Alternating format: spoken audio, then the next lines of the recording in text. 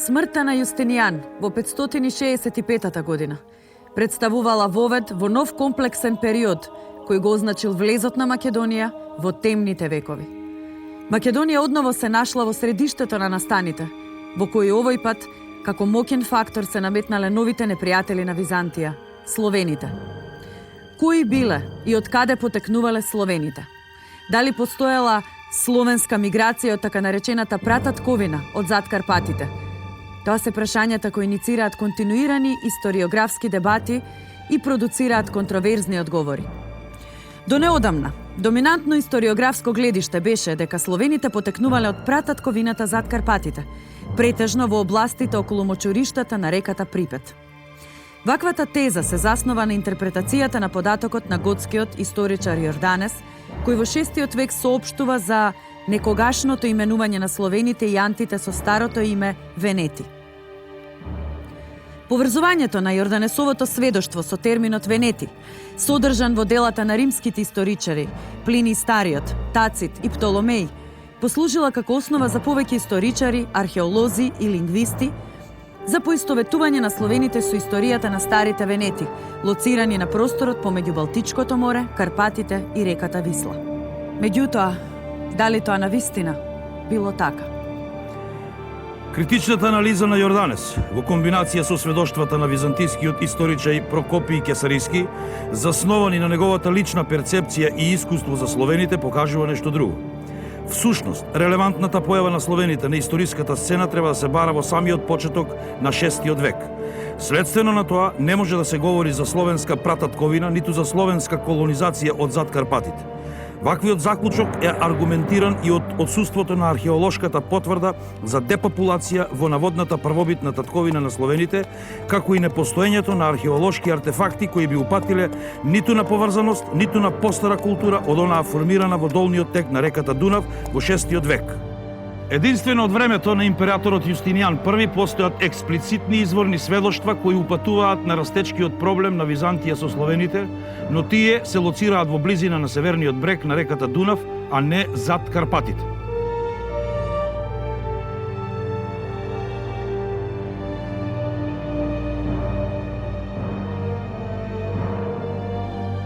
Смртта на Јустинијан I отворила ново поглавје за историјата на Балканот.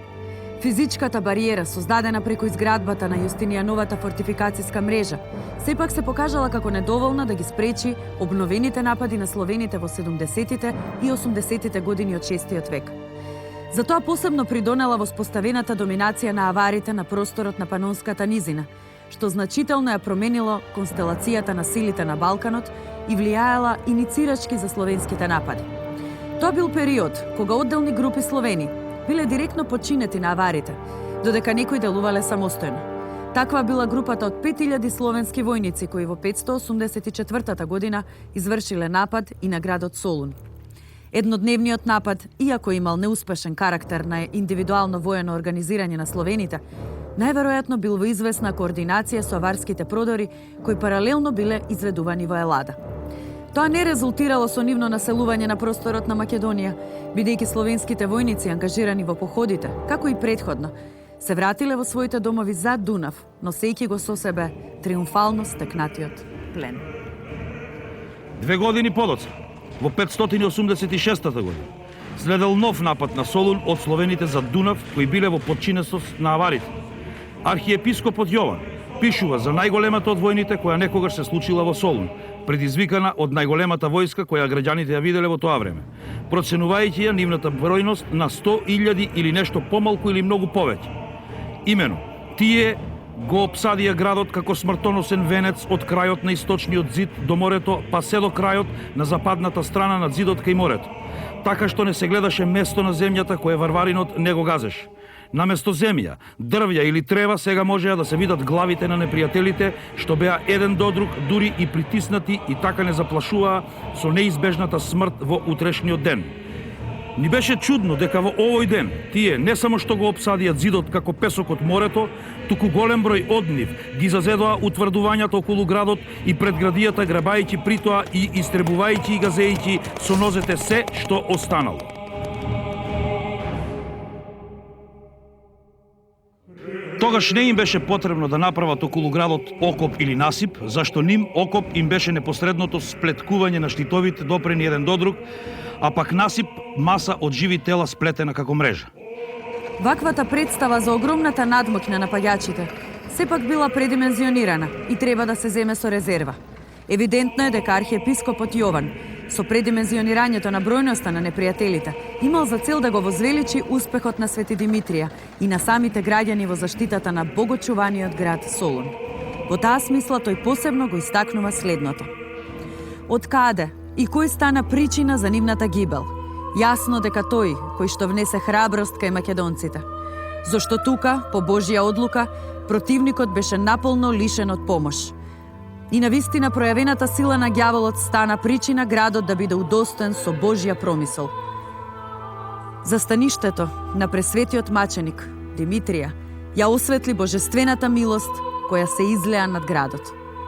Сведоштвото на Јован открива уште еден клучен сегмент од историјата на Македонија, бидејќи представува редок пример на директно пренесување на идентитетската представа за граѓаните на Солун, и тоа изворно од самата нивна средина. Станува збор за највисокото црковно лице со неспорен авторитет и предводник на одбраната на градот, кој го одразувал тогашното индивидуално и општо сознание за групната идентификација на мнозинството граѓани како македонци. Директното признание кое архиепископот Јован им го дал на македонците за заштитата на Солун имало и друга димензија, во контекст на нивната мобилизација за одбраната на градот, а во услови на континуирани закани од надворешните непријатели. Поврзувањето на македонците со Свети Димитрија и неговите чудотворни способности имало и инспирирачка функција за граѓаните преку креираната представа за континуираната присутност на светецот како заштитник на градот. Сето ова влијаело Свети Димитрија да стане интегрален дел од македонските традиции и нераздвоен сегмент од идентитетот на солуњаните во текот на средниот век. Византиските автори за Панаѓурот, кој се одржувал во 12 век, во чест на Свети Димитрија во Солун, велеле дека е величенствена македонска веселба и дека на неа се собира народ не само тамошниот македонски, туку секаков и од секаде. Византијска сатира Тимарион.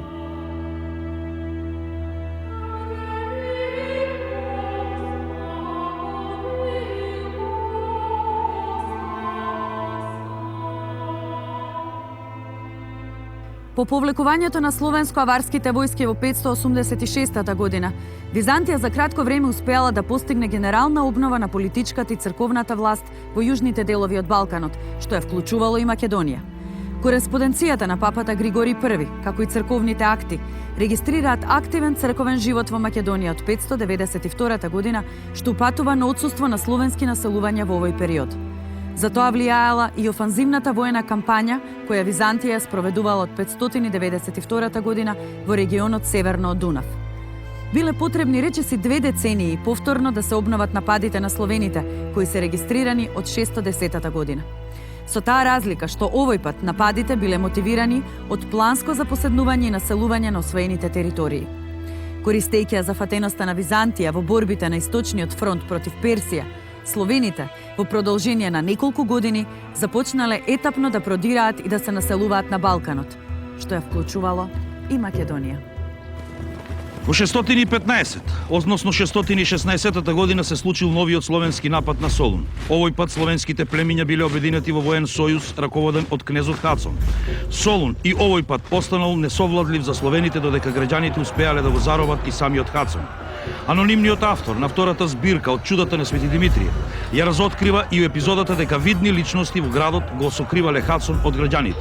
Ваквата постапка говори за рано воспоставената комуникација и интеракција помеѓу солуњаните и словените од околината на градот, која евидентно се одвивала помеѓу елитите на двете страни. Меѓутоа, ношне брзо Хадсон бил пронеден и убиен со каменување од разгневените солунчанки. Неуспешниот карактер на нападот говори за недоволниот воен капацитет на словените кои во овој период ја нацелувале по широката околина на Солун, како и за лабавото единство во рамките на војниот сојуз. Тоа било причината за брзото пропаѓање на првиот обид за обединување на населените словени на просторот на Македонија, чишто главен мотив било преземањето на богатиот македонски град. Во врска со овој напад за прв пат се споменува и интенцијата на словените по освојувањето на Солун да се населат во градот, носејќи ги со себе и семејствата. Ваквата забелешка во Чудата на Свети Димитрije имплицира дека во изминатиот период словените постепено се утврдиле на дел од територијата на Македонија, концентрирајќи ги своите населувања во пошироката околина на Солун. Меѓутоа, фактот дека ваквите планови експресно пропаднале со ликвидацијата на Хадсон упатува на отсуството на посериозно ниво на политичко организирање помеѓу населените словени на просторот на Македонија. Токму овие фактори ги навеле словените да побараат помош од аварскиот Хаган, од кого обезбедиле воена и логистичка помош. Следала обсежна копнено-морска опсада на Солун во 680 година од страна на словенско-аварската војска, која се одвивала во тек на 33 дена. Меѓутоа, силниот отпор на граѓаните, обезбедените залихи на жито и разни видови на храна, како и протокот од море биле фактори кои го предодредиле неуспехот и на оваа опсада. Пресудно за неуспешниот исход било повлекувањето на аварите по постигнатиот договор со солунјаните, кои евидентно ја сочинувале ударната воена сила на мешовитите војски. Губењето на воената моќ на аварскиот Хаганат, која уследила по 626 година, имало силен ефект врз военото организирање на Балканот. Како резултат на тоа настапил релативно мирен период во Македонија, кој што траел неколку децении. Единствено во 30-тите години од 7 век е регистрирана неуспешната инцидентна намера за словените, кои се наоѓале во близина на Солун да навлезат во градот по земјотресот кој причинил оштетување на дел од внатрешните ѕидини. Настапувањето на повеќе деценискиот мирен период во Македонија го овозможил процесот на коегзистенција и интеракција помеѓу населените словени и домородните македонци.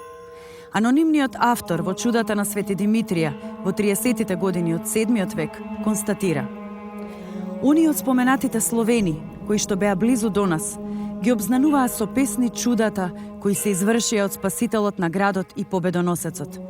А речиси секоја година, градот се собираше спокојно во храмот, спасител на душите на својот покровител, откако ги спомнуваше со химни тие неискажани чуда, со радост обзнанувани и од варварите. Овие изворни сведоштва упатуваат на фактот дека култот на Свети Димитрije меѓу словените населени во околината на Солун започнал да продира уште во 30-тите години од 7 век. Ваквиот религиски процес на интеракција може да се идентификува како првобитна етапа од процесот на христијанизацијата на словените во Македонија. Општо земено, непосредните изворни сведоштва од Македонија говорат за воспоставената коегзистенција и интеракција која се одвивала на повеќе нивоа помеѓу самото население и помеѓу елитите. Тоа пак го овозможило процесот на симбиоза помеѓу населените словени и домородните македонци, во кој силен фактор имале македонските културни и религиски традиции. Овој процес бил овозможен и од фактот што во немоќ воено да се справи со новите непријатели, Византија пристапувала кон стратегија на воспоставување на договорени односи со елитата на склавините кои постепено се формирале на просторот на Македонија. Требало да поминат 5 децении за да се нарушат ваквите односи во Македонија. Причината за тоа било издигнатото ниво на воено-политичко мобилизирање на македонските склавини во 70-тите години на 7 век, во што посебно истакната позиција имал кралот Рекс на моќната склавинија на ринхините Пребонт. Тој бил обвинет од солунскиот префект за подготвување на злонамерен план и заговор против Солун, а пак како реакција на заробувањето на Пребонт од страна на византиските власти дошло до мобилизирање на елитата на рихнинската и стримонската склавинија. На ова веднаш следела директна средба помеѓу словенските пратеници и солуњаните, која резултирала со заедничка петиција до византискиот император Константин IV за ослободување на Пребонт.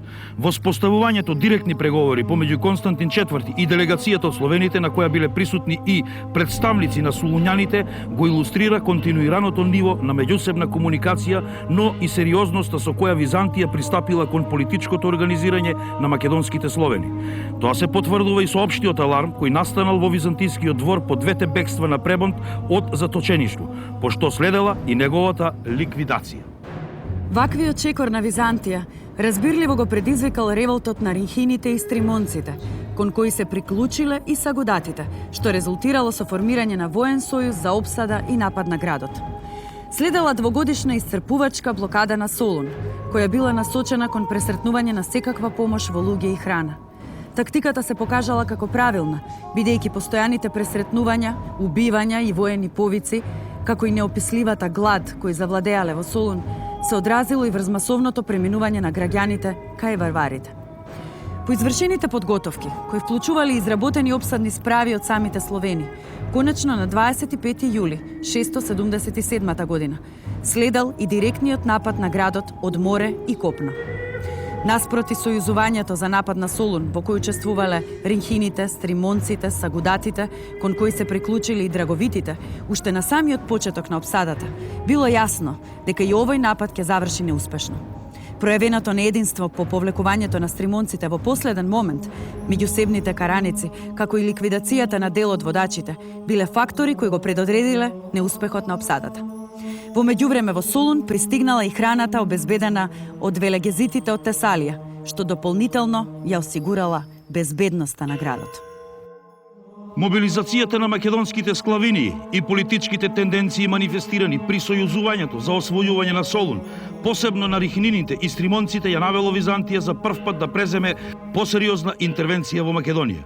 Успешната кампања на византискиот император Константин IV во 678 година против склавиниите во Јужна Македонија непосредно се одразила врз стабилизирањето на контролата на Византија на стратегиски важната патна комуникација која ја поврзувало престолнината Константинопол со Солун. Тоа го потврдува и присуството на солунскиот архиепископ заедно со останатите македонски епископи од Стоби, Едеса, Амфипол и Филипи на 6-тиот Вселенски собир во Константинопол во 680-та, односно 681 година. Тоа е време кога на просторот на Тракија се етаблирала новата воена сила – бугарите. Формирањето на новата бугарска држава и нејзиното признавање од Византија во 681 година значително ја променило констелацијата на силите на Балканот. Ваквиот развој на настаните извршило суштинско влијание врз воената стратегија на Византија, која го фокусирала својот интерес кон утврдувањето на позициите во југозападна Тракија и во Македонија. Византискиот двор имал за цел да го оневозможи ширењето на бугарската држава кон Македонија, како и да го заштити стратегискиот појас долж комуникацијата Константинопол-Солун.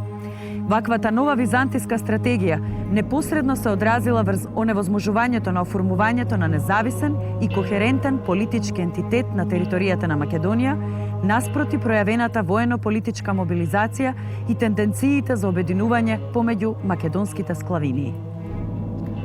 Сепак, поради неможноста за воспоставување директна воена контрола во Македонија, Византија до одреден степен продолжила да го толерира политичкото организирање на дел од македонските склавинии под раководство на своите лидери, со таа разлика што дел од нив го признавале формалниот суверенитет на Византија, додека дел од нив делувале сосема независно. Прибегнувањето кон ваквата стратегија на Византија е индикатор за неможноста на наметнување на постабилна контрола во Македонија. Раководен од ваквите мотиви, византискиот император Јустинијан II се решил на посеопфатна воена кампања против склавинијата и Бугарија, која била реализирана во 688 година, односно 689. Продорот на Јустинијан II до самиот град Солун резултирал со заробување на мноштво словени, дел од нив покорени со сила, дел со договор за предавање. Триумфалното влегување на Јустинијан во Солун имало силен ефект меѓу граѓаните со оглед дека истото било одбележано со посвета во чест на Свети Димитрија, како и доделување на привилегии на Солунската црква. Ваквиот чекор на Јустинијан II ја илустрира намерата за обезбедување соодветна поддршка од солунските архиепископи со оглед на нивниот голем авторитет и влијание кај граѓаните. Директниот исход од кампањата на Јустинијан II било трансферирањето на околу 30.000 словени во Мала Азија во темата Опсикион. Евидентното ослабување на словенскиот елемент во регионот источно од Солун овозможило известно стабилизирање на позициите на Византија во Македонија. Тоа било посебно важно од аспект на позиционирањето во однос на бугарската држава и спречувањето на антиципираните експанзионистички планови во Македонија.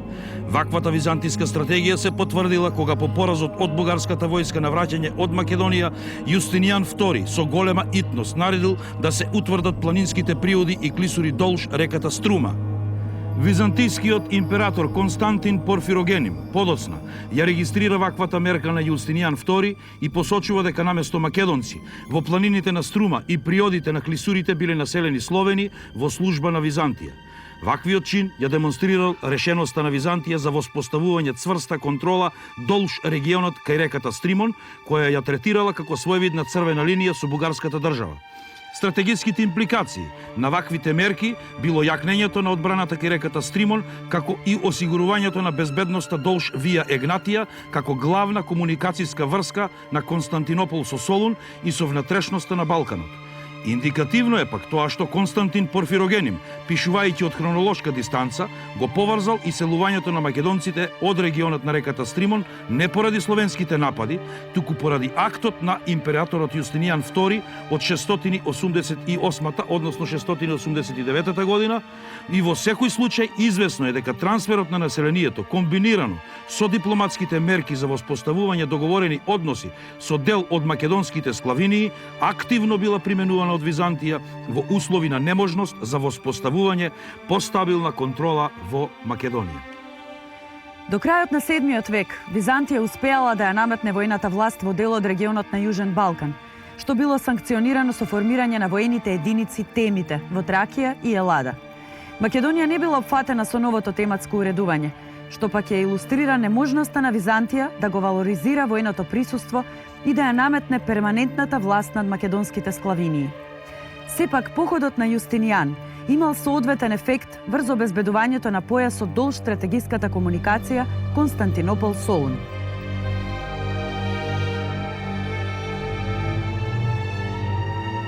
Тоа се потврдува и од присуството на македонските епископи на црковниот собор во Константинопол во 692 година, меѓу кои бил и епископот на Стоби.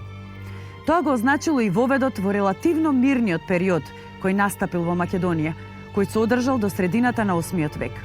Евидентно дека во услови на немоќ на воспоставување цврста воено-политичка власт, Византија продолжила да го толерира екзистирањето и политичкото организирање на македонските склавинии, доколку истото директно не ги загрозувало незините стратегиски интереси, посебно во контекст на военото позиционирање кон Бугарија. Тоа било условено и од континуираниот процес на мирната коегзистенција и интеракција кој се одвивал на просторот на Македонија. Станало евидентно дека придобивањето на елитата на склавиниите и воспоставувањето на договори, а не воените походи, имало најголем ефект во однос на реализацијата на интересите на Византија. При тоа, комуникацијата помеѓу елитата на склавиниите со елитата на солуњаните, што несомнено било случај и со другите македонски градови, имало клучно влијание во регулирањето на меѓусебните односи. Обновениот воен фронт на Византија со Бугарија во 754 година, кој бил проследен со повеќегодишни византиско-бугарски воени кампањи, го испровоцирал новиот византиски поход во Македонија. Сеопфатниот поход во 758, односно 759 година, кој го извршил императорот Константин Пети Копроним од 741 до 775 година, против македонските склавинии, бил во директна корелација со стратегиското позиционирање на Византија во воените судари со Бугарија.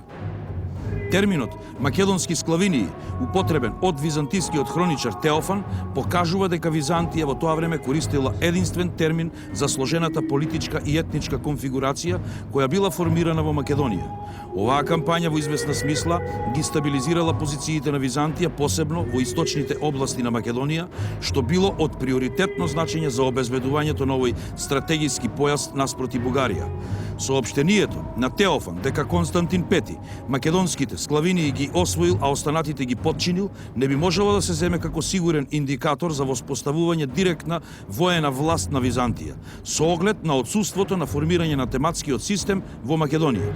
Најверојатно и овој пат Византија ја комбинирала демонстрацијата на воената сила со тактиката на придобивање на елитата кај македонските склавинии во насока на реализацијата на сопствените интереси, што со променлив успех било практикувано и во изминатиот период.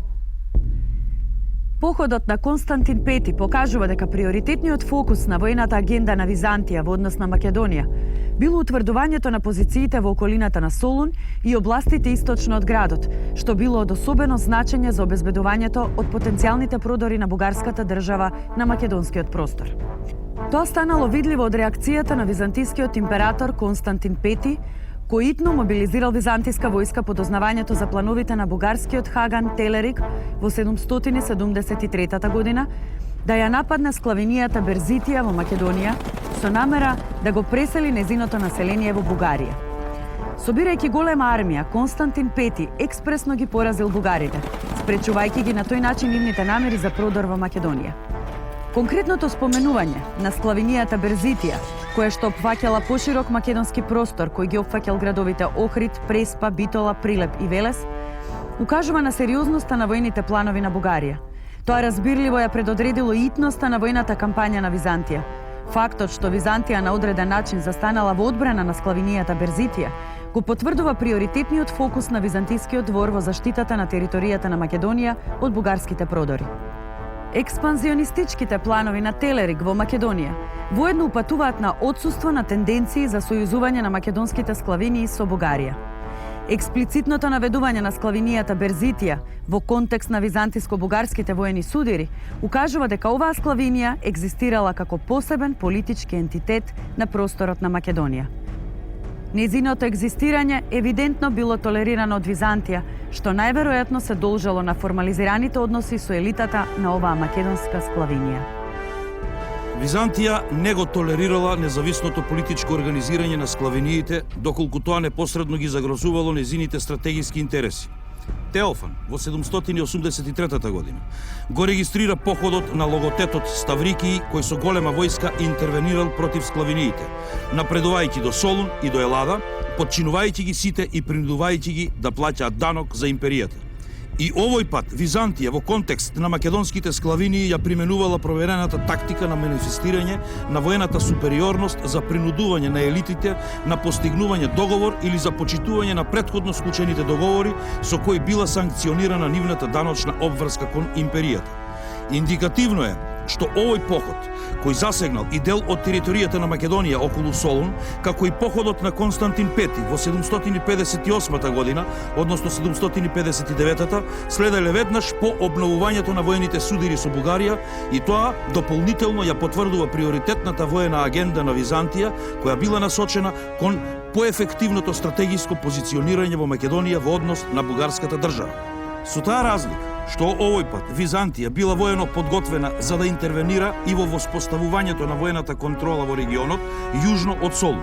Тоа се потврдува од директниот ефект од походот на Ставрикии кој резултирал со утврдувањето на византиската власт во делови од Западна Тракија, Хелада и Пелопонес.